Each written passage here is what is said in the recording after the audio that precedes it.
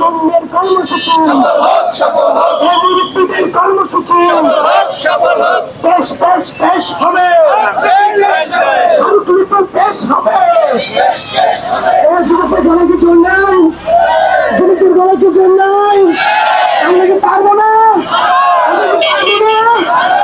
পারবো না পেশ পেশ হবে স্মারকলিপি পেশ হবে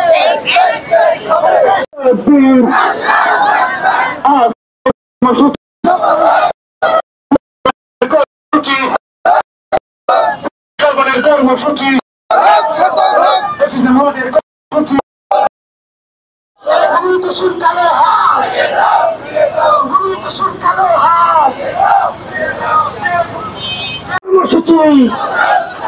এই কবরস্থানের কর্মসূচি এই কবরস্থানের কর্মসূচি এই কমিটির কর্মসূচি সফল হোক সার্থক হোক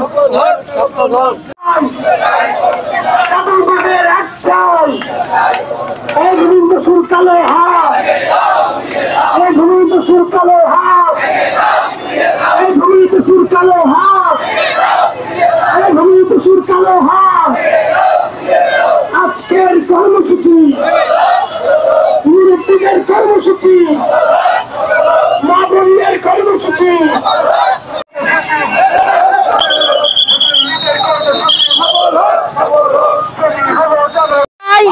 কবরস্থান চাই, আমাদের দাবি মানতে হবে। গোরস্থান চাই, আমার ঈদগাহ মাঠ আর আমার এই কবরস্থান আমার একটা জরুরি লাগবে। এটার জন্য আমরা এই জায়গা হইরান হয়ে যাচ্ছি। তোমার অনুরোধ আমাদেরকে এটার দাবি মানতে হবে। আমরা 25 নম্বর ওয়ার্ডবাসী পূর্ব শালবনের মানুষ। পূর্ব শালবনে 1 একর 47 শতক সম্পত্তি খাস সম্পত্তি রয়েছে, যেটা পতিত সম্পত্তি। দীর্ঘদিন যাবৎ এক শ্রেণীর লোক বাৎসরিক লিজ নিয়ে সেখানে ভোগ দখল করছেন। আমরা সেই জমিটা এলাকাবাসীর দাবি, আমরা কবরস্থান, আমাদের এলাকায় কোনো কবরস্থান নাই, ঈদগাহ মাঠ নাই, সেই দাবিতে আমরা আজকে ডিসি সাহেব বরাবর স্মারকলিপি দেব। স্মারকলিপির মাধ্যমে আমরা আমাদের দাবি আদায় করব ইনশাল্লাহ। এই বিষয়ে প্রশাসনের সাথে বারবার কথা হয়েছে আমাদের, এবং কথা হওয়ার পর এক পর্যায়ে ভূমিদস্যু যারা আছে তাদের আমাদের 13 জনের নামে মামলা দিয়েছে।